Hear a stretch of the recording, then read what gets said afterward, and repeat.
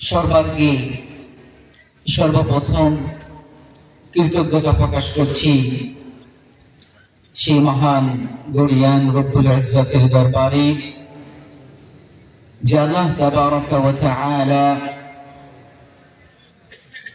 তিনি চাইলে সবকিছুই হয়, যিনি সকল ক্ষমতার উৎস।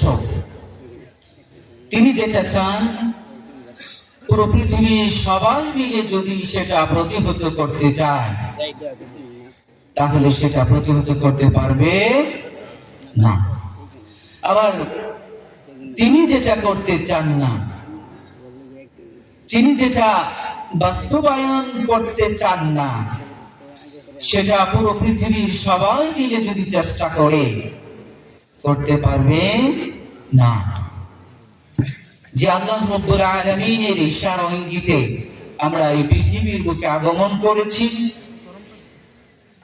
সেই আল্লাহ রাব্বুল আলামিনের ইশারা ইঙ্গিতে আমরা এই পৃথিবীর বুক ছেড়ে আমরা আবারও আল্লাহর কাছে চলে যাব। যে আল্লাহ রাব্বুল আলামিন আসমানে রয়েছেন, যে আল্লাহ রাব্বুল আলামিনের অশেষ কৃপায় আজকে এত সুন্দর একটি আয়োজন যারা এই ম্যানেজিং কমিটিতে রয়েছেন তারা করতে পেরেছেন, সেই আল্লাহ রাব্বুল আলামিনের তৌফিক এবং তার ইচ্ছায় আমরা এখানে অনেকে এসেছি কিছু কথা বলার এবং শোনার জন্য।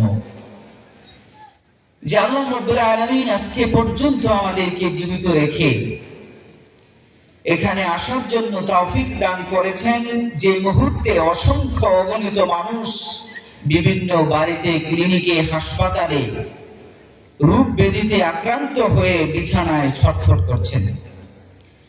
আজকের এই কনকনে শীতে যাদেরকে আল্লাহ রাব্বুল আলামিন এরকম একটা সুন্দর পরিবেশে, যে পরিবেশটাকে বলা হয়েছে ইয়াতলুনা কিতাবাল্লাহ ওয়া ইয়াতাদারাসুনাহু বাইনাহুম ওয়া হাফাতহুমুল মালায়েকা ওয়া গাশিয়াতহুমুর রাহমাহ, যে মজলিসকে, যে আয়োজনকে বলা হয় যেখানে আল্লাহর রহমতের ফেরেশতারা যে জায়গাটাকে বেষ্টন করে রেখেছেন, যেখানে আল্লাহর রহমত নাজিল হয়, অবতীর্ণ হয়, এরকম একটা জায়গায় আল্লাহ রাব্বুল আলামিন আমাদেরকে যে নিয়ে আসেছেন, সেজন্য মন প্রাণ উজাড় করে আলহামদুলিল্লাহ বলি। আলহামদুলিল্লাহ। আজকে খুব বেশি দূরে যেতে হবে না, এই যে দোকানপাটে যে সমস্ত বাইরে রয়েছেন তারাও কিন্তু জানেন এখানে আজকে এই মহাসম্মেলন, ইসলামী মহাসম্মেলন অনুষ্ঠিত হচ্ছে। কিন্তু অসংখ্য মানুষ দেখবেন এই প্যান্ডেলে বসার সুযোগ পাবেন, ওই আসবে, ঘোরাঘুরি করবে, ওইখান থেকে একটু দেখবে, চলে যাবে। কিন্তু এই যে ফেরেশতারা বেষ্টন করে রেখেছেন, যেখানে রহমত অবতীর্ণ হচ্ছে, এরকম জায়গায় তাদের কবুলিয়ত নেই। আল্লাহ রাব্বুল আলামিন তাদের ভাগ্যে, তাদের নসিবে রাখেননি, তারাও চেষ্টা করেন না। এই যে আমরা এখানে এসে বসতে পেরেছি, এটা আল্লাহ রাব্বুল আলামিনের অশেষ একটা বিশেষ দয়া। অনেকে এসেছিলেন অসুস্থতার জন্য কারণে আবার চলেও গিয়েছেন, তাদের সুযোগ হয় নাই। তো এই যে আল্লাহ রাব্বুল আলামিনের এত দয়া, এত মায়া, এত রহমত, যে তার ফেরেশতা মণ্ডলীর দ্বারা বেষ্টিত একটি জায়গায় আমাদেরকে কবুল করেছেন, সেজন্য আবারও বলি আলহামদুলিল্লাহ। দরুদ এবং শান্তির ধারা বর্ষিত হতে থাক মানবতার মুক্তির দূত সাইয়্যিদুল মুরসালিন খাতামুন নবিয়্যিন রাহমাতুল লিল আলামিন জনাবে মুহাম্মদুর রাসূলুল্লাহ সাল্লাল্লাহু আলাইহি ওয়াসাল্লামের উপর। যে নবীর অনুসরণ অনুকরণ করা ব্যতীত কোন একটি আমল আল্লাহর দরবারে গৃহীত হবে না। যে নবীর দেখানো পথ ব্যতীত ডানে বামে কোন পথ যদি আমরা অবলম্বন করি, চলার চেষ্টা করি, তাহলে সেই নবী বলে দিয়েছেন সেটা হচ্ছে গুমরাহির পথ। যে নবীর অক্লান্ত পরিশ্রমের মাধ্যমে আমরা এই ইসলামটাকে এত সুন্দর রূপে গ্রহণ করতে পেরেছি, হাতের নাগালেই পেয়েছি। আমাদেরকে তেমন কোনো কষ্ট, যুদ্ধ করে ইসলামটাকে পেতে হয়নি। আমরা প্রত্যেকভাবেই ইসলামটাকে গ্রহণ করেছি। অথচ ইসলামের প্রাথমিক যুগে যারা ইসলাম কবুল করেছিলেন, তাদের যে ত্যাগ, তাদের যে তিতিক্ষা, সেটা শুনলে মনে হয় তারাই ইসলাম পালন করেছেন। আমরা মূলত আসলে ইসলামটাকে এখনো বুঝতে পারিনি। শুধু বলি মুসলিম, কাজ কর্মে, চলা ফেরায়, ওঠা বসায় সব অনিসলামীদের মতো, ইহুদি এবং নাসরাদের মতো।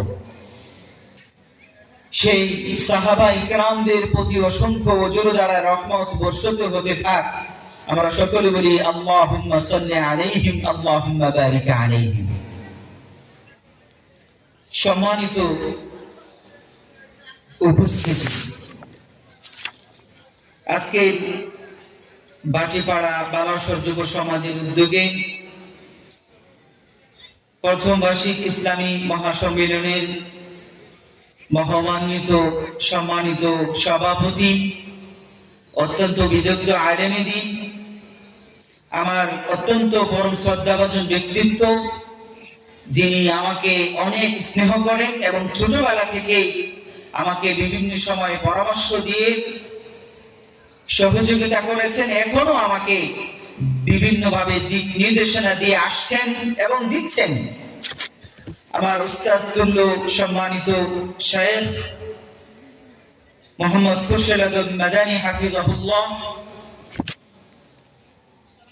এবং উপস্থিত আছেন আজকের এই মাহফিলের সম্মানিত সহসভাপতি মোহাম্মদ মুশাররফ হোসেন সাহেব।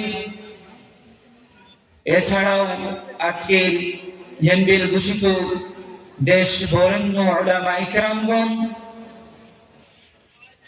এবং সামনে উপবিষ্ট শ্রোতাবৃন্দ, সকলকে আজকে আমার পক্ষ থেকে আন্তরিক মোবারকবাদ এবং ধন্যবাদ জ্ঞাপন করছি। সেই সাথে দোয়া করছি যারা এখানে উপস্থিত হয়েছেন এবং যারা এই মাহফিলের আয়োজন করেছেন, সকলকে আল্লাহ রাব্বুল আলামিন কবুল এবং মঞ্জুর করেন, আল্লাহুম্মা আমিন। সম্মানিত সুধী মণ্ডলী, আজকে যে বিষয়টি আপনাদের সাথে আলোচনা করব, বিষয়টি অত্যন্ত গুরুত্বপূর্ণ এবং যুগোপযোগী বিষয়। যে বিষয়ের ভিতরে ঢুকলে আপনারা বুঝতে পারবেন যে আসলে বিষয়টা কতটুকু আলোচনার দাবিদার। বিষয়টি হচ্ছে পৃথিবীতে বিপর্যয়ের কারণ এবং প্রতিকার। মানুষের জীবনের ছোট থেকে শুরু করে একেবারে বৃদ্ধকাল পর্যন্ত যত স্তর রয়েছে, যত সময়কাল রয়েছে, শিশুকাল, বয়সন্ধিকাল, যৌবনকাল, এরপরে বৃদ্ধকাল, প্রত্যেকটা স্তরের মানুষের কোনো না কোনো একটা পর্যায়ে, সেটা হতে পারে একেবারে হত দরিদ্র থেকে শীর্ষস্থানীয় ধনী পর্যন্ত যত প্রকার মানুষ রয়েছে, সকল প্রকার মানুষের জীবনের কোনো না কোনো একটা স্তরে তার জীবনের দুঃখ, দুর্দশা, হতাশা, রোগ ব্যাধি, বিভিন্ন ধরনের বিপদ আপদ তাকে গ্রাস করে। এ থেকে মানুষ কোনোদিন রেহাই পায় না। হতে পারে সেটা পারিবারিক ভাবে হতে পারে, হতে পারে সেটা ব্যক্তিকেন্দ্রিক, হতে পারে সেটা সামষ্টিক, ব্যক্তিগত হতে পারে বিপদ। আপনি সুস্থ মানুষ, চলাফেরা করছেন, কোনো সমস্যা আপনার ছিল না, হঠাৎ করে কোনো একটা অসুখ আপনাকে পাকড়াও করলো, আপনি ডাক্তারের কাছে গেলেন, ডাক্তার বলল আপনার পেটের একটা ডিভাইস বা একটা কিডনি আপনার ড্যামেজ হয়ে গেছে। এটা আপনার ব্যক্তিগত সমস্যা হতে পারে, অথবা তেমন কোনো বড় ধরনের অসুখ না হতে পারে, জ্বর, সর্দি ইত্যাদি বিভিন্ন ধরনের যে জ্বর ভাইরাস রয়েছে, এগুলোতেও আপনি আক্রান্ত হতে পারেন। আপনার পরিবারের সদস্যবৃন্দের মধ্যে থেকে কেউ আক্রান্ত হতে পারে, হতে পারে সেটা সামাজিক সকলেই, ঘূর্ণিঝড় হতে পারে, সাইক্লোন হতে পারে, বন্যা হতে পারে, এই ধরনের বিভিন্ন ধরনের বিপদ আসতে পারে। তো এই যে বিভিন্ন ধরনের বিপদ গুলো আল্লাহ রাব্বুল আলামিনের পক্ষ থেকে আসে, এর কারণ কি? এই যে বিপদগুলো আসে, এর কারণ কি? আজকে সেগুলো আলোচনা করব। এ ব্যাপারে 3টি কারণ আমি আলোচনা করব ইনশাআল্লাহ। প্রথম যে কারণটি বলবো তা হচ্ছে আল্লাহ সুবহানাহু ওয়া তাআলা যারা মুমিন বান্দা রয়েছে, আমরা যারা ঈমান আনয়ন করেছি, আমরা যারা মুসলিম হিসাবে নিজেদেরকে দাবি করি যে আমরা মুসলমান, এই মুসলমান যারা দাবি করে তাদের ঈমানটা কতটুকু মজবুত,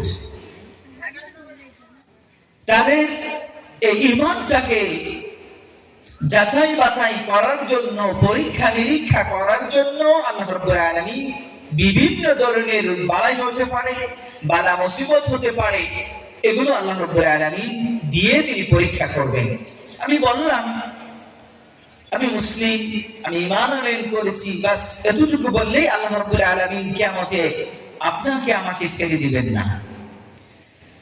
আল্লাহ রাব্বুল আলামিন মহাগ্রন্থ আল কোরআনে সূরা আনকাবুতের 2 এবং 3 নং আয়াতে ঘোষণা করে দিলেন, আল্লাহ বললেন আহাসিবান নাসু আন ইউতরাকু আন ইয়াকুলু আমান্না ওয়া হুম লা ইফতানুন। মানুষ কি মনে করে, মানুষ কি ধারণা করে, তারা বলবে আমরা ঈমান আনয়ন করেছি, আমরা ঈমান গ্রহণ করেছি, এই কথা বললেই তাদেরকে কোনরূপ পরীক্ষা নিরীক্ষা যাচাই বাছাই করাই ছাড়া তাদেরকে কি অব্যাহতি দেওয়া হবে, তাদেরকে কি এমনিতে ছেড়ে দেওয়া হবে? মানুষ কেমনটা ধারণা করে কিনা? আল্লাহ বলেন ওয়ালাকাদ ফাতান্নাল্লাযীনা মিন ক্বাবলিহিম ফালা ইয়া'লামান্নাল্লাহুল্লাযীনা সাদাকু ওয়ালা ইয়া'লামান্নাল কাযিবিন।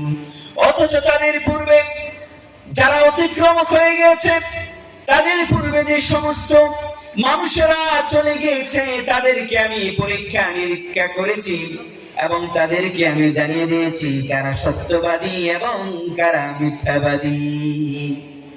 সুতরাং আমরা যে বলবো আমরা ঈমান আনয়ন করেছি, আমরা মুসলিম, এই কথা বললেই আল্লাহ রাব্বুল আলামিন আমাদেরকে ছেড়ে দিবেন না। কি করবেন? আমাদের ঈমানটাকে যাচাই বাছাই করবেন। কি করবেন? একটু কথা বলেন আমার সাথে। কি করবেন? আমাদের ঈমানটাকে যাচাই বাছাই করবেন, পরীক্ষা করবেন। এই যে বিভিন্ন ধরনের রূপ বাড়াই দিয়ে আপনি ভালো আছেন, কিন্তু আপনার সন্তান সুস্থ থাকবে, আপনার সন্তান ভালো, আপনার স্ত্রী হঠাৎ করে অসুস্থ হয়ে যাবে, আপনার পারিবারিক একটা সমস্যা দেখা দেবে, বিপদ আসবে, আপনার চাকরিটাও চলে যেতে পারে। এই যে বিভিন্ন ধরনের সমস্যা, এগুলো যে আসে কেন? আল্লাহ রাব্বুল আলামিন দেখেন যে তুমি তো ঈমান আনয়ন করেছো, আমি জানলাম বুঝলাম, কিন্তু আমি কি তোমাকে এমনি ছেড়ে দেব মনে করলে? না, এমনি ছেড়ে দিব না। রাসূলুল্লাহ সাল্লাল্লাহু আলাইহি ওয়াসাল্লাম বলেছেন সবচেয়ে বেশি যাদেরকে পরীক্ষা নিরীক্ষা করা হয়েছে তারা হচ্ছে নবী এবং রাসূল, কারণ তাদের ঈমানটা তত মজবুত ছিল। ইব্রাহিম আলাইহিস সালাতু ওয়াস সালামকে পরীক্ষা করা হয়েছে, আদম আলাইহিস সালাতু ওয়াস সালামকে পরীক্ষা করা হয়েছিল, নূহ আলাইহিস সালাতু ওয়াস সালামকে পরীক্ষা নিরীক্ষা করা হয়েছে, লূত আলাইহিস সালাতু ওয়াস সালামকে পরীক্ষা নিরীক্ষা করা হয়েছে, ঈসা আলাইহিস সালাতু ওয়াস সালামকে পরীক্ষা নিরীক্ষা করা হয়েছে, নবী মুহাম্মদুর রাসূলুল্লাহ সাল্লাল্লাহু আলাইহি ওয়াসাল্লামকে পরীক্ষা নিরীক্ষা করা হয়েছে। সুতরাং আমরা যখন বলবো আমরা ঈমান গ্রহণ করেছি, এই কথা বললে আমাদের কোন পরীক্ষা নিরীক্ষা যাচাই বাছাই করাই ছাড়া আমরা জান্নাতে প্রবেশ করতে পারবো, এরূপ ধারণা করে বসে থাকলে আমরা পার পাবো না। আল্লাহ বলে দিয়েছেন, আল্লাহ রাব্বুল আলামিন মহাগ্রন্থ আল কোরআনে ঘোষণা করে দিয়েছেন, আম হাসিবতুম আন তাদখুলুল জান্নাতা ওয়া লাম্মা ইয়ালামিল্লাহুল্লাযীনা জাহাদু মিনকুম ওয়া ইয়ালামাস সাবিরিন। তোমরা কি মনে করো তোমরাই জান্নাতে প্রবেশ করবে? তোমরা কি এটা মনে করো তোমরাই জান্নাতে প্রবেশ করবে? অথচ আল্লাহ রাব্বুল আলামিন জানেন কারা তার পথে জিহাদ করেছে এবং কারা ধৈর্যশীল এবং কারা ধৈর্য ধারণ করেছে। আল্লাহ রাব্বুল আলামিন আরো বলেছেন, আম হাসিবতুম আন তাদখুলুল জান্নাতা ওয়া লাম্মা ইয়াতিকুম মাসালুল লাযীনা খালাউ মিন ক্বাবলিকুম মাসাতুহুমুল বা'সাউ ওয়াদ-দাররাউ ওয়া যুলজিলু হাত্তা ইয়াকুলার রাসূলু ওয়াল্লাযীনা আমানু মা'আহু মাতা নাসরুল্লাহ। তোমরা কি মনে করছো তোমরাই জান্নাতে প্রবেশ করবে? অথচ তোমাদের পূর্বে যারা অতিক্রম করেছে তাদেরকে তিনি বিভিন্ন ধরনের মুসিবত, বালা মুসিবত দিয়ে, ভূমিকম্প দিয়ে, সাইক্লোন দিয়ে তাদেরকে পরীক্ষা নিরীক্ষা করেছেন। এমনকি সেখানকার রাসূলেরা এবং যারা ইমানদার ব্যক্তিরা ছিলেন তারা এক পর্যায়ে বলতে বাধ্য হয়েছিল, মাতা নাসরুল্লাহ, আল্লাহর সাহায্য কখন আসবে? এত গজব, এত পরীক্ষা নিরীক্ষা আর তো সহ্য করতে পারছি না, আল্লাহ তুমি আমাদেরকে কখন সাহায্য করবে? আল্লাহ বলছেন, আলা ইন্না নাসরুল্লাহি করিব, একটু ধৈর্য ধারণ করো, সাবধান, আল্লাহর সাহায্য অতি নিকটে রয়েছে।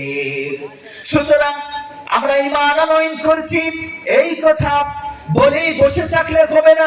আমাদের পারিবারিক জীবনে বিভিন্ন ধরনের বিপদ আপদ আসতে পারে, আমাদের পারিবারিক জীবনে, ব্যক্তিগত জীবনে, সাংসারিক জীবনে বিভিন্ন ধরনের অভাব অনটন দিয়ে আল্লাহ রাব্বুল আলামিন পরীক্ষা করবেন যে তোমরা তো ঈমান আনয়ন করেছো, আমি জানি তোমরা মুসলমান, কিন্তু এই কথা জানলেই হবে না, আমি দেখব তোমরা আমার পরীক্ষাতে কতটুকু তোমরা পাস করতে পারো। সেজন্য আল্লাহ রাব্বুল আলামিন এই বিভিন্ন সময় বিভিন্ন ধরনের রূপ বালাই আমাদেরকে দিয়ে থাকেন। তো এক নম্বর কারণ যেটা বলছি, যে এই যে বিভিন্ন ধরনের মুসিবত, এগুলো কেন আসে? আমাদের ঈমানটাকে পরীক্ষা নিরীক্ষা, যাচাই বাছাই করার জন্য। মানুষের মধ্যে এমন মানুষ আছে যারা একেবারে সুখে, সুখ সমৃদ্ধিতে বসবাস করে, তাদের কোনো কষ্ট নেই, তাদের কোনো ঝামেলা নেই। এরকম মানুষ সমাজে দেখবেন, মানুষ একজনকে আরেকজন দেখে আফসোস করে, তার মতো যদি থাকতে পারতাম, তার তিনটা সন্তান কত ভালো পর্যায়ে রয়েছে, তার ফ্যামিলিতে কোনো সমস্যা নেই, তার কোনো বিপদ হয় না, কত সুখ সমৃদ্ধিতে সে বসবাস করে। এমন মানুষ রয়েছে যারা এরকম মর্যাদা পায়, সম্মান পায়, সে মনে মনে বলে আল্লাহ আমাকে অনেক সম্মান দান করেছেন। সে বুঝতে পারে না এটা আল্লাহ রাব্বুল আলামিন তাকে কেন দিয়ে রেখেছেন, এত সুখ, এত শান্তি এই দুনিয়ার বুকে আল্লাহ রাব্বুল আলামিন তাকে কেন দিলেন, সে চিন্তা করে না। সে মনে করে আমার রব আমাকে অনেক সম্মানিত করেছেন। মূলত এটা নয়। আল্লাহ বলছেন, ফাআম্মাল ইনসানু ইযা মাবতালাহু রাব্বুহু ফাআকরামাহু ওয়া না'আমাহু ফায়াকুলু রাব্বি আকরামান ওয়া আম্মা ইযা মাবতালাহু ফাকাদারা আলাইহি রিজকাহু ফায়াকুলু রাব্বি আহানা। মানুষের মধ্যে এমন কিছু মানুষ রয়েছে, যখন তার রব তাকে পরীক্ষা করার জন্য তাকে সম্মানিত করেন এবং তাকে সন্তান সন্ততি এবং বিভিন্ন ধরনের সুখ সমৃদ্ধি দিয়ে তাকে পরীক্ষা নিরীক্ষা করেন, সে বলে আমার রব আমাকে সম্মানিত করেছেন। আবার মানুষের মধ্যে এমন কিছু মানুষ রয়েছে, যখন তাদেরকে পরীক্ষা নিরীক্ষা করার জন্যই আল্লাহ রাব্বুল আলামিন তাদের সম্পদকে সংকুচিত করে দেন, সম্পদকে কমিয়ে দেন, সে হতাশ হয়ে যায়। সে বলে, হায় হায়, আমাকে এত অপমান করলো, আমার রব আমাকে অত্যন্ত লজ্জিত করলো, অপমানিত করলো, পদস্থ করলো। মূলত তাই নয়, আল্লাহ বলছেন কাল্লা, কখনোই নয়। كلا بل لا تكرمون اليتيم ولا تحاضون على طعام المسكين। বস্তুত তোমরা যা মনে করছো বিষয়টি এমন নয়। আমি যাকে সুখ সমৃদ্ধি দান করেছি সেটাও তার জন্য পরীক্ষামূলক, আর যাকে আমি অভাব অনটন রেখেছি তার সম্পদটাকে সংকুচিত করে দিয়েছি এটাও তার জন্য পরীক্ষা নিরীক্ষা। সুতরাং আমাদেরকে সজাগ থাকতে হবে, হতাশ হয়ে গেলে চলবে না। আবার কিছু মানুষ রয়েছে সুবিধাবাদী। এরা কারা? এদের কথা আল্লাহ রাব্বুল আলামিন মহাগ্রন্থ আল কোরআনে আলোচনায় নিয়ে এসেছেন। আল্লাহ বলেন, ওয়া মিনান নাসি মান ইয়াবুদুল্লাহা আলা হারফ فإن أصابه خير اطمأن به وإن أصابته فتنة انقلب على وجهه خسر الدنيا والآخرة। মানুষের মধ্যে এমন কিছু মানুষ রয়েছে যারা আল্লাহর ইবাদত করে সন্দিহান বসিত হয়ে যখন কোন কল্যাণ তাদের নিকটে আসে তখন তাদের অন্তর প্রশস্ত হয়ে যায়, তারা তাদের চিত্ত খুশি হয়ে যায়। যখন তারা কোনো কিছু পায় তখন বলে, মাশাআল্লাহ, আমি অনেক কিছু পেয়েছি, সালাত আদায় করি, মানুষের সাথে ভালো আচরণ করি, সেই জন্য আমি অনেক কিছু পেয়েছি। তার অন্তরটা প্রশস্ত হয়ে যায়, খুশিতে থাকে। আবার যখন এর বিপরীত হয় তখন সে আবার তার পূর্বের অবস্থা ফিরে যায়। সে বলে, দেখেছি সালাত আদায় করেও দেখেছি, মানুষের সাথে ভালো আচরণ করেও দেখেছি, কিন্তু কোনো ফায়দা পাই নাই, কোনো উপকার আমার অর্জিত হয় নাই। যারা ঘুষখোর, যারা সুদখোর, যারা অন্যায়ভাবে মানুষের সম্পদ লুট করে তারাই তো অনেক খুশিতে রয়েছে। আমি এত সুন্দরভাবে চলাফেরা করলাম দুনিয়ার জীবনে, কোনো সালাত আমার কাছে হয় না, ৫ ওয়াক্ত সালাত আমি মসজিদে গিয়ে আদায় করি, এরপরও বিপদ যেন আমার পিছু ছাড়ে না, সকল বিপদ যেন আমাকেই দেখে আর কাউকে দেখে না। আল্লাহ বলছেন, খসিরাদ দুনিয়া ওয়াল আখিরা, এই সমস্ত ব্যক্তিরা দুনিয়াও ক্ষতিগ্রস্ত এবং আখিরাতেও অন্তর্ভুক্ত হবে। আপনি ইবাদত করেন সেই জন্য বেনিফিট চান, মানে দুনিয়াতে যে একটা কিছু পেয়ে যাব, এটা হবে না। সেটা পরকালীন জীবনের জন্য আল্লাহকে সন্তুষ্ট করে আপনাকে ইবাদত করতে হবে। যদি বিপরীত হয় সেটাও ধৈর্য ধারণ করতে হবে। যেটা হচ্ছে দুনিয়ার পরীক্ষামূলক আমার জন্য, এটা আল্লাহ রাব্বুল আলামিন করছেন, সেজন্য এটা আপনাকে পরীক্ষামূলক ভাবে নিতে হবে যাতে আপনি পাস করেন। ঠিক আছে? নাকি হতাশ হয়ে যাবেন? আল্লাহ রাব্বুল আলামিন মহাগ্রন্থ আল কোরআনে ঘোষণা করে দিয়েছেন, ফামিনান নাসি মান ইয়াকুলু আমান্না ফামিনান নাসি মান ইয়াকুলু রাব্বানা আতিনা ফিদ দুনিয়া ওয়া মা লাহু ফিল আখিরাতি মিন খালাক। এই আছে এবং তার পূর্বে আছে আল্লাহ রাব্বুল আলামিন 4 শ্রেণীর মানুষের কথা আলোচনা করেছেন। একটা হলো এমন কিছু মানুষ রয়েছে যারা দুনিয়ায় হিরো হবে, আখিরাতে তারা জিরো। 2 নাম্বার হলো এমন কিছু মানুষ যারা দুনিয়াতে জিরো, আখিরাতে তারা হিরো হবে। আর কিছু মানুষ রয়েছে যারা দুনিয়াতেও জিরো, আখিরাতেও জিরো। আর কিছু মানুষ রয়েছে যারা দুনিয়া ও আখিরাতেও উভয়টাই তারা হিরো হবে। প্রথম শ্রেণীর মানুষ হলো, আল্লাহ বলছেন, যারা দুনিয়ায় যারা হিরো হবে, আখিরাতে তারা জিরো।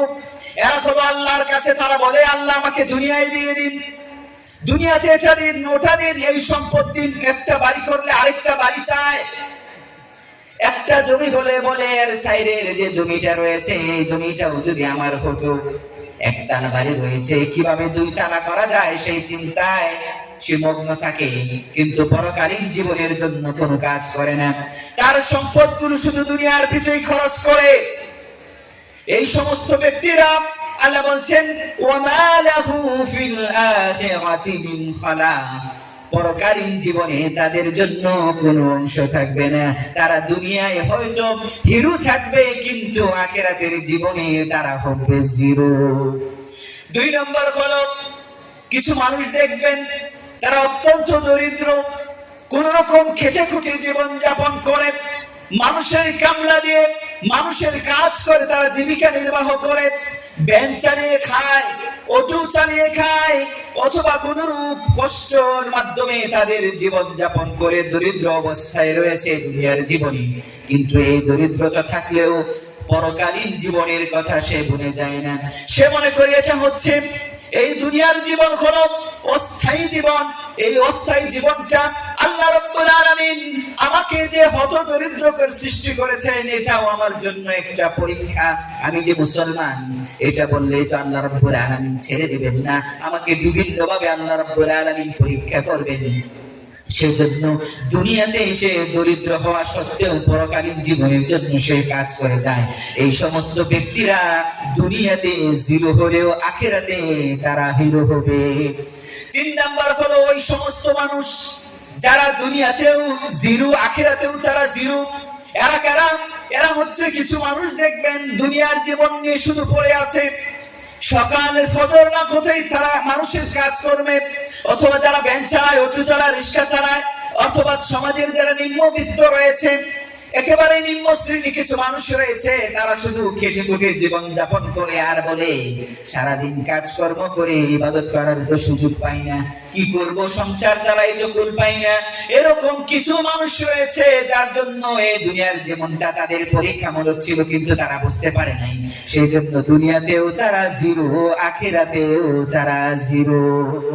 4 নাম্বার হলো এমন কিছু মানুষ থাকবে দুনিয়াতে যাদেরকে আল্লাহ রাব্বুল আলামিন ওঠেরো সম্পদ দিয়ে রেখেছেন, কিন্তু এই সুখ সমৃদ্ধি পাওয়ার পরেও তারা সেই মহান রব্বুল আলামিনের কৃতজ্ঞতা প্রকাশ করতে তারা ভুলে নাই।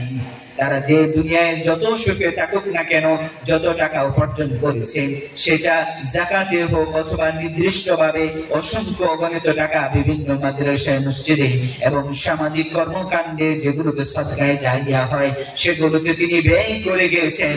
এই সমস্ত ব্যক্তিরা জানেন এই সম্পত্তি নিয়ে আমি কবরে যেতে পারবো না, এই সম্পত্তি রেখেই আমাকে চলে যেতে হবে।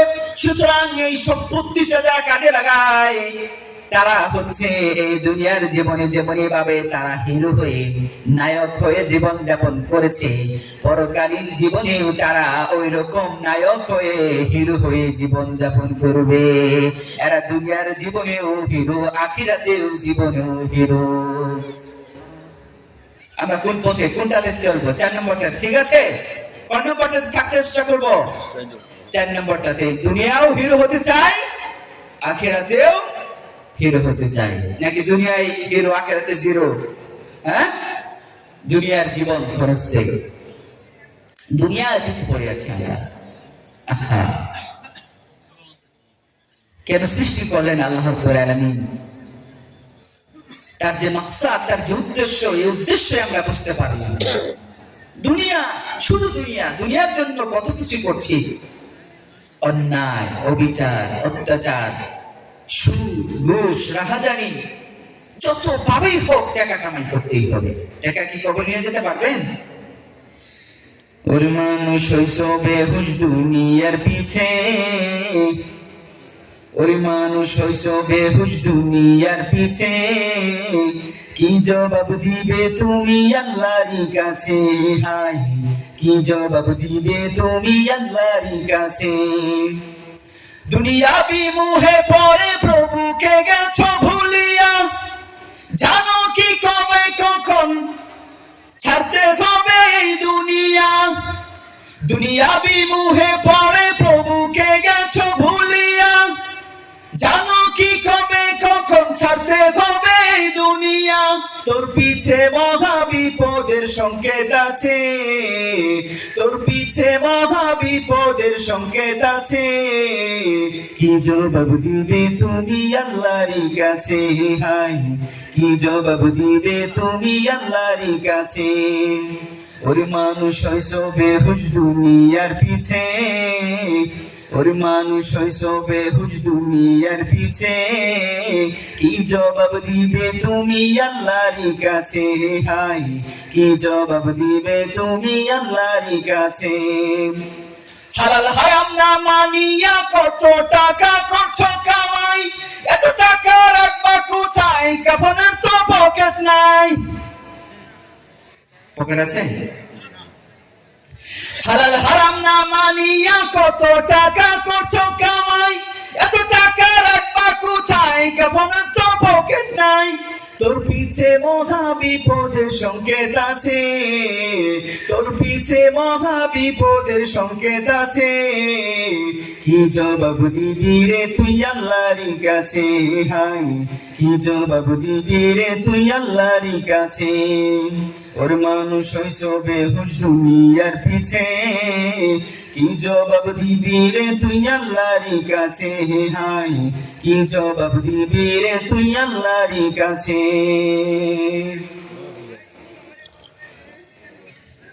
দুনিয়ার পিছে, দুনিয়ার মুখে পরে থেকে আপনার উপরে আমার উপরে যে ঈমান করার পরে যে পরীক্ষা নিরীক্ষা চলছে, সে হুঁশ আমাদের নেই, হুঁশ আমাদের নেই। সেজন্য বলছি যে দুনিয়াতে বিপদ আপদ, এই যে বালা মুসিবত গুলো আমাদের উপরে আসে, তার একটা কারণ হলো পরীক্ষা নিরীক্ষা, যাচাই বাছাই আল্লাহ করবেন। এবার 2 নম্বর কারণটাতে আমরা যাই। 2 নম্বর কারণ হলো, যে কারণটাকে উলামা ইকরামগণ সবচেয়ে বেশি গুরুত্ব দিয়েছেন, যে কারণে মানুষের উপর বিপদ আসে, সেটা হলো আল ফুজুর, পাপাচারিতা, অবাধ্যতা। পাপাচারের কারণে আল্লাহ রাব্বুল আলামিন আমাদের উপরে গজব, আমাদের উপরে আযাব, আমাদের উপরে বালা মুসিবত তিনি দিয়ে থাকেন। 2 নম্বর কি? পাপাচার বৃদ্ধি। আজকে সমাজে রন্দে রন্দে প্রত্যেকটা স্তরে স্তরে অহরহ ভাবে গুনাহের কাজ হচ্ছে। গুনাহ মানুষের এমন ভাবে পাকড়াও করছে, মানুষ বুঝতে পারছে না এটা কি গুনাহ নাকি গুনাহ নয়। আমাদের জেনারেশন বর্তমানে যারা যুবক শ্রেণী বিশেষ করে, তাদের মেন্টালিটি, তাদের বুঝ শক্তিটা এতটা নিম্ন পর্যায়ে চলে গিয়েছে যে এটা একটা অপরাধ, এটা একটা কাজ তারা করছে যেটা যে অপরাধ, এটা জঘন্যতম একটি পাপ, এটা তাদের সেন্সে, তাদের মাথায়, তাদের ব্রেনে এটা কাজ করে না। শুধু যুব সমাজ নয়, বর্তমানে এমন একটা অসুস্থ ভাইরাস যুগে আমরা বসবাস করছি, যে সমাজের প্রত্যেকটা মানুষের অবাধ্যতায় লিপ্ত রয়েছে। আপনি আপনার চারপাশের মানুষগুলোর যদি তাকান, নিজেদের দিকেও যদি তাকাই, আমরা অহরহ গুনাহের কাজ করছি, যে গুনাহগুলোকে আমরা গুনাহ মনে করি না। আল্লাহ রাব্বুল আলামিন মহাগ্রন্থ আল কোরআনে ঘোষণা করে দিলেন, ওয়ামা আসাবাকুম মিন মুসিবাতিন ফাবিমা কাসাবাত আইদিকুম ওয়া ইয়াফু আন কাসীর। তোমাদের উপরে যে বিপদগুলো আসে, এগুলো হচ্ছে তোমাদের কৃতকর্মের, তোমাদের 2 হাতের কামাই। আর আল্লাহ রাব্বুল আলামিন অসংখ্য অপরাধ তোমাদেরকে এমনিতেই ক্ষমা করে দেন, সেগুলোর জন্য তোমাদের কৃপাক্রাম করেন না, ধরেন না। কিন্তু এমন কিছু অপরাধ রয়েছে, এমন কিছু গুনাহ রয়েছে, যে গুনাহগুলো করলে আল্লাহ রাব্বুল আলামিন ছাড় দেন না। মানুষ যখন গুনাহ করতে করতে আল্লাহ রাব্বুল আলামিনের পথ থেকে অনেকটা দূরে সরে চলে যায়, তাকে ভুলে যায়, তখন আল্লাহ রাব্বুল আলামিন কিছু শাস্তি দিয়ে, কিছু বিপদ আপদ দিয়ে তার দিকে ফিরেন, তার দিকে প্রত্যাবর্তন করান। সেই জন্য দেখবেন আমাদের সমাজে অনেক মানুষ রয়েছে স্বাভাবিক জীবনযাপন করে, স্বাভাবিক জীবনযাপন করে যখন কোন বালা মুসিবত হয়, সন্তানের অসুস্থতা হয় অথবা নিজের অসুস্থ হয়, মসজিদে গিয়ে অথবা সমাজের মানুষের কাছে গিয়ে দোয়া চায় এবং আল্লাহর কাছে কান্নাকাটি করে, সে বুঝতে পারে এবার আমি ধরা খেয়ে গেছি, এবার আমার কোনো পথ নেই, সেজন্য অসুস্থ হলে, বালা মুসিবত হলে, কোনো একটা বড় ধরনের বিপদ আপদ আসলে আল্লাহর কাছে ফিরে যায়। কেন? কারণ হচ্ছে এই যে গুনাহ করতে করতে সে আল্লাহ রাব্বুল আলামিনের পথ থেকে অনেক দূরে সরে গিয়েছিল। সেজন্য তার উপরে বিভিন্ন ধরনের শাস্তি দিয়ে, বিভিন্ন ধরনের রূপ বালাই দিয়ে আল্লাহ রাব্বুল আলামিন তাকে তার পথে ফিরিয়ে আনেন। আল্লাহ রাব্বুল আলামিন বলেছেন, وَلَوْ يُؤَاخِذُ اللَّهُ النَّاسَ بِمَا كَسَبُوا مَا تَرَكَ عَلَى ظَهْرِهَا مِن دَابَّةٍ وَلَكِنْ يُؤَخِّرُهُمْ إِلَى أَجَلٍ مُّسَمًّى।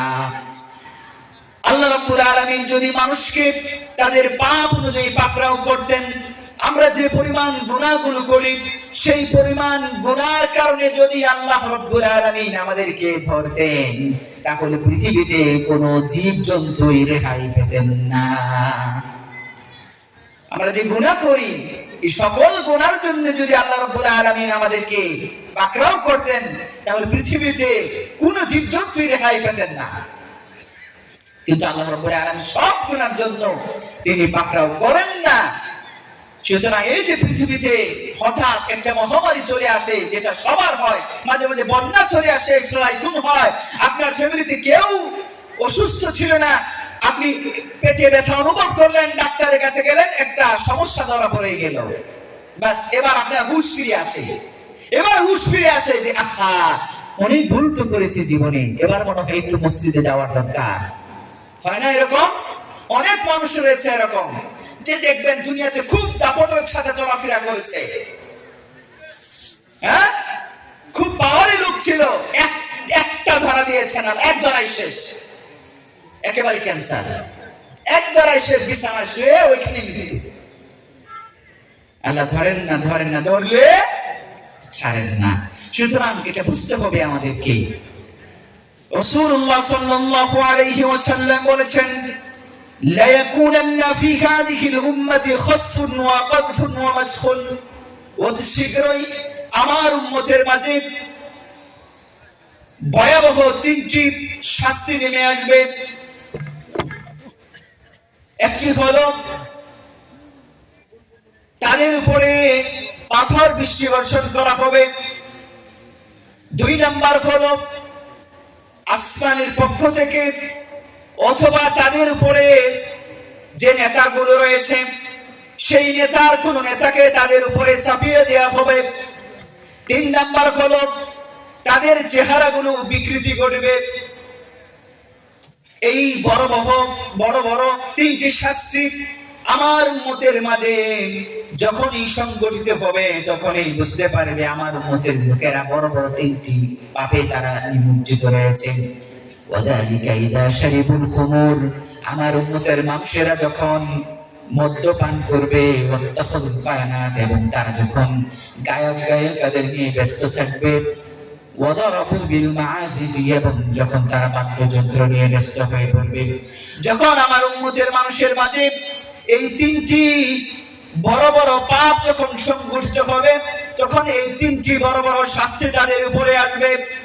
এক নাম্বার হলো যখন আমার উম্মতের মানুষেরা গায়ক গায়িকাদেরকে, বিভিন্ন ধরনের মেয়েদেরকে তারা ভাড়া করে নিয়ে এসে কনসার্ট করবে। দুই নাম্বার হলো যখন আমার উম্মতের মানুষেরা মদ্যদ্রব্য পান করবে। তিন নাম্বার হলো যখন আমার উম্মতের মানুষেরা যখন সাউন্ড বক্স গান বাজাবে, বড় বড় বাদ্যযন্ত্র নিয়ে আনন্দ উল্লাস করবে, তখন ওই উম্মতের মাঝে বড় বড় গজব নেমে আসবে। তাদের উপরে পাথর বৃষ্টি বর্ষণ হবে, তাদের চেহারাগুলো বিকৃতি ঘটবে। আর তিন নাম্বার হলো তাদের উপরে অত্যাচারী কোন শাসক চাপিয়ে দেওয়া হবে। আজকে সমাজের প্রতিটি রন্ধে রন্ধে যে সবচেয়ে ভয়াবহ যে ব্যাধিটি আক্রান্ত করেছে তা হচ্ছে এই বক্স। যে কোনো অনুষ্ঠান, যে কোনো পার্টি, যে কোনো সেমিনার হলে সেখানে যুবক শ্রেণীর লোকেরা তারা এখানে বড় বড় বক্স নিয়ে এসে গান বাজনা করে মাটি কাঁপিয়ে দেয়, ঠিক কিনা? গজব এমনি এমনি আসে না, গজবকে আমরা ইনভাইট করে নিয়ে আসি, দাওয়াত দেই, আরে আসো। হ্যাঁ, এই যে 31st নাইট দিয়ে গেল, মাশাআল্লাহ, দেখা যায় ঈদেও মানে মুসলিমদের যে দুইটা উদযাপনের যে দুইটা দিন রয়েছে, এই ঈদেও মধ্যে এরকম উল্লাস করে না। আহা, মুসলিম অথচ মুসলিমদের যে ক্যাটাগরি থাকা উচিত, আপনি মুসলিম এর মানে হলো কি জানেন? এর মানে হলো একটা সীমারেখা রয়েছে, এই সীমারেখা আপনি অতিক্রম করতে পারবেন না, আপনার জন্য নিষিদ্ধ, হারাম। আমরা বাতর বা সীমানা দিয়ে আমরা একটা রাস্তা থেকে বা একটা ক্ষেত থেকে আরেকটা ক্ষেতের ডিভাইডেড করি, পৃথক করি। তো ইসলামটা হচ্ছে একটা নির্দিষ্ট গণ্ডির মধ্যে থাকতে হবে, এর বাহিরে যখন আপনি যাবেন আপনি সীমা লঙ্ঘনকারী হয়ে যাবেন। তো সুতরাং আজকে সমাজে রন্ধে রন্ধে যে পাপাচারিতা রয়েছে হচ্ছে অহরহ, এর জন্য আল্লাহ রাব্বুল আলামিন এই সমস্ত গজবগুলো দিয়ে তিনি আমাদেরকে একটু টুক্কা দেন। এই কোথায় যাচ্ছ? আমি এখনো রয়েছি, যে আল্লাহ আমি নমরুদ ফেরাউনকেও ছাড় দেইনি, সুতরাং সাবধান হয়ে যাও, আমি এখনো তোমাদেরকে ধরিনি, ধরলে কিন্তু আর উপায় নেই, সুতরাং এখনই ফিরে আসো আমার দিকে। আল্লাহ বলছেন আওয়ালা يرون أنهم يفتنون في كل عام مرة أو مرتين ثم لا يتوبون ولا هم يذكرون। তারা কি দেখে না বছরে এক অথবা দুইবার আমি তাদের উপরে বিভিন্ন ধরনের পরীক্ষামূলক যে শাস্তিগুলো দিয়ে থাকি, এরপরেও কি তারা ঈমান আনয়ন করবে না? এরপরেই কি তারা তওবা করবে না? এরপরেও কি তারা উপদেশ গ্রহণ করবে না? এই যে বিভিন্ন ধরনের শাস্তি আল্লাহ রাব্বুল আলামিন আমাদের উপরে দেন, স্মরণ করে দিয়ে দেওয়ার জন্য আমরা যেন তার দিকে ফিরে যাই। পাপাচার বৃদ্ধি হওয়ার কারণে আমাদের উপর গজবগুলো অবতীর্ণ হয়, এটা হচ্ছে 2 নাম্বার। 3 নাম্বার কারণ কি? এই যে আমাদের উপর বিপদ আসে, তার 1 নাম্বার কারণ কি বলছিলাম? 1 নাম্বার কারণ হলো আমাদের ঈমানটাকে যাচাই বাছাই করে, 2 নাম্বার হলো আমাদের অপরাধ বেড়ে যাওয়ার কারণে, আর 3 নাম্বারটা হলো কি?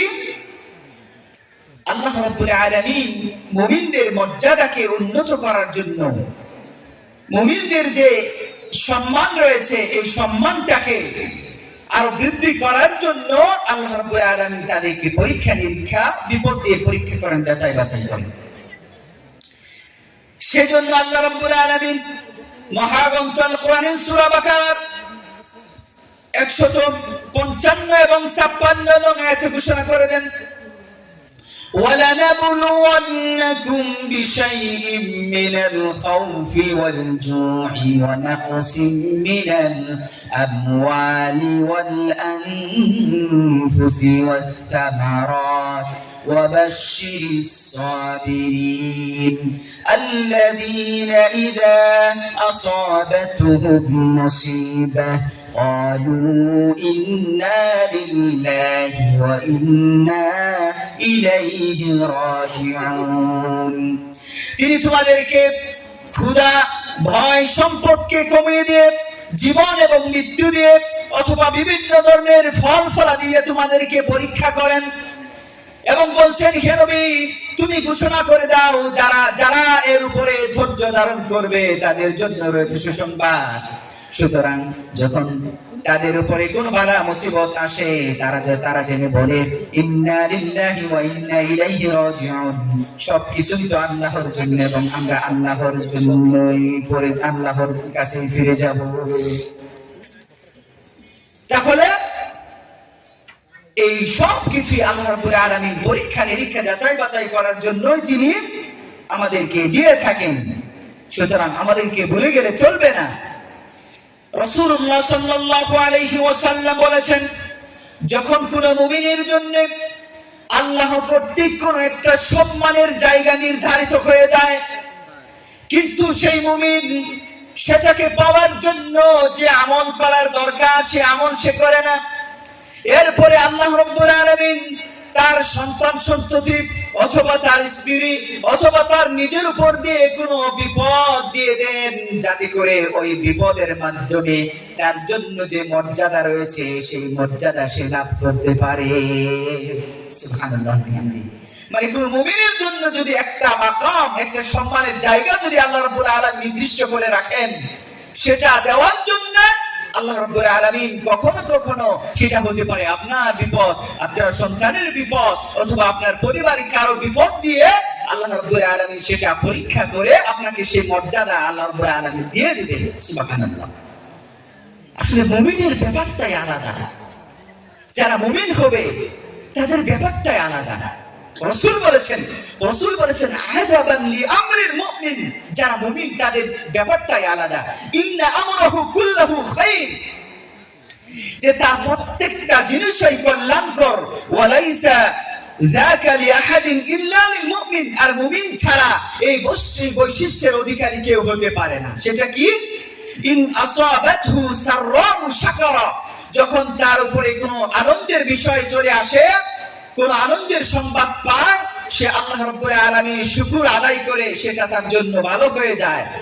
ফাকানা খায়রান লাহু ওয়া ইন আসাবাতহু দাররাউ সাবারা ফাকানা খায়রান লাহু, আর যখন তার কোনো কল্যাণ আসে সে ধৈর্য ধারণ করে, সেটাও তার জন্য কল্যাণকর হয়ে যায়। সুবহানাল্লাহ ওয়া বিহামদিহি।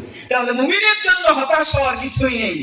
রাসূল সাল্লাল্লাহু আলাইহি ওয়াসাল্লাম বলেছেন, মা ইউসিবুল মুসলিমা মিন নাসবিন ওয়ালা ওয়াসাবিন ওয়ালা হাম্মিন ওয়ালা আদান ওয়ালা গাম্মিন হাত্তা শাওকাতি শাকুহা ইল্লা কাফারাল্লাহু বিহা মিন খাতায়া।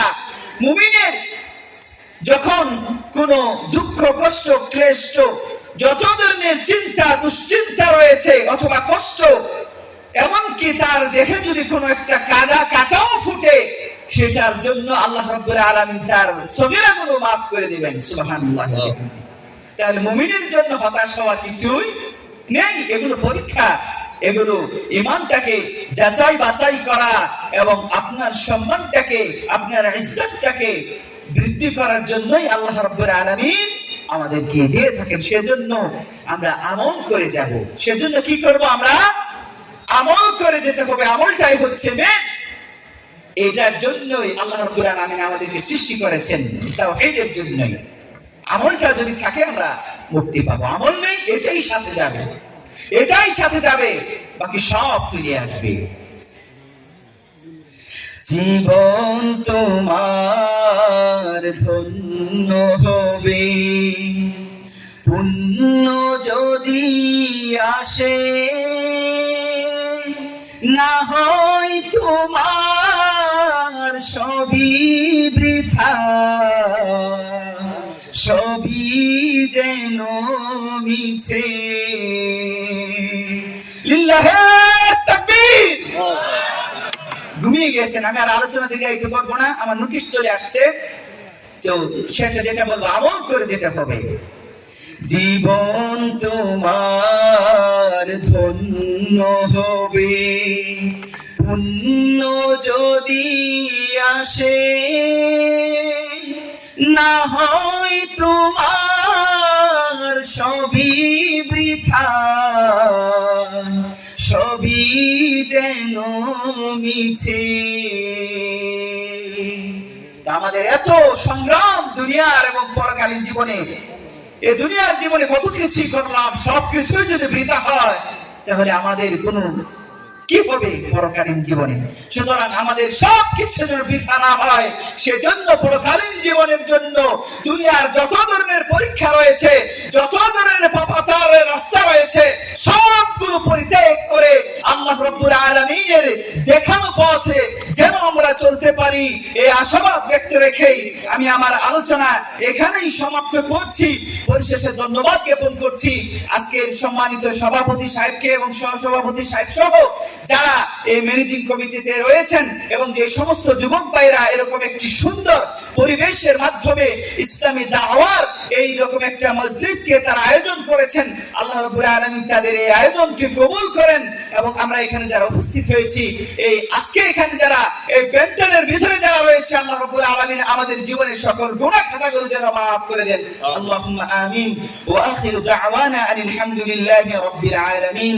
ওয়াসসালামু আলাইকুম ওয়া রাহমাতুল্লাহি ওয়া বারাকাতুহু।